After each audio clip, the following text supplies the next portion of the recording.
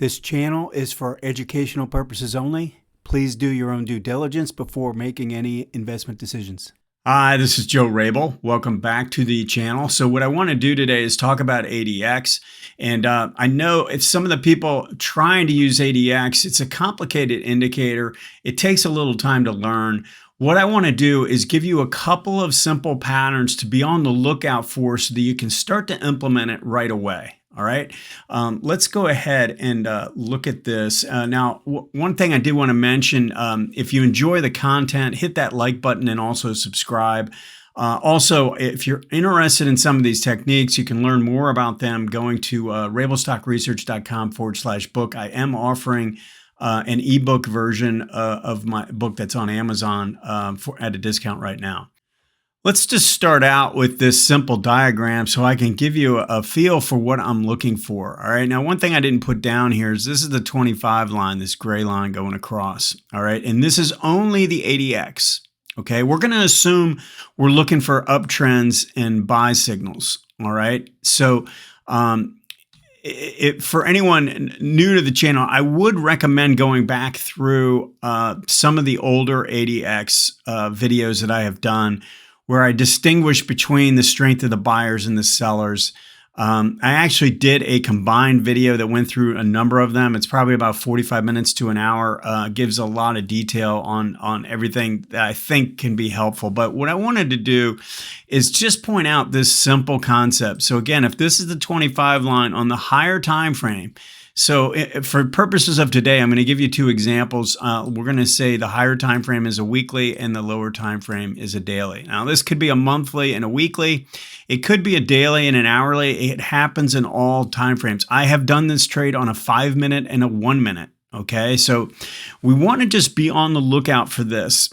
What this is showing is that there's a significant amount of strength on the higher time frame. We got a big, strong reading to the upside, which is probably confirming the strength of price. Okay, so we get a price move to the upside and we get this strong, strong reading to the upside. Now, as the stock corrects, we want to watch for the situation where we go through a pretty extensive correction on the decline phase, but the ADX stays above 25 during that period. All right. If we have that, we want to go looking on the lower time frame for when during this consolidation we have a low ADX condition. So we have the perfect combination in this case where this vertical red lines are going across. We have strength on the higher time frame after a monster move. We've worked off the overbought condition, but we're still showing a massive amount of strength.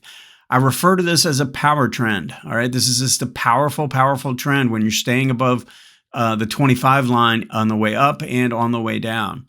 All right, but on the lower time frame, we've worked off the overbought condition and we've gotten a low ADX condition in place. Great combination to have. Now, I do want to point out that we can be looking for the opposite. All right, I could switch this and say lower time frame here and higher time frame here. All right, I'm not going to give you a different graphic. What I want to say is that we could have a low ADX condition on the higher time frame. And then we have on the lower time frame, we actually showing a lot of strength. This is also a great combination to be on the lookout for. If you're looking for all you're looking for are these two things, ADX can help you right away, and it doesn't act as a lagging indicator in this case because we're basing on where it's situated right now. We don't need it to have any like anticipatory abilities or anything like that. We're looking for strong moves. We're looking for a low ADX condition in the current pullback, and we're looking for an ADX condition that held above 25 during the pullback. Let me give you a couple of examples that probably help you understand. So I don't know if anyone's heard of this company, NVIDIA. A few people have been talking about it in the news. So you notice what happens. So I've got a weekly chart on the right. I've got a daily chart on the left. All right. We get this monster move, and this is in 2023. Monster move, and it consolidates, goes sideways. All right. Now, while that's happening, yeah, the MACD is trying to come down, but look at what ADX does. It was up at around 70, and it works its way back down closer to 25, not quite there. But this is that same first picture that I showed, right? This is essentially what I'm showing right here.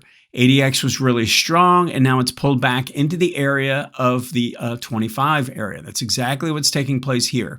All right, now on the lower time frame, we have a low ADX condition that has dropped down and stayed low.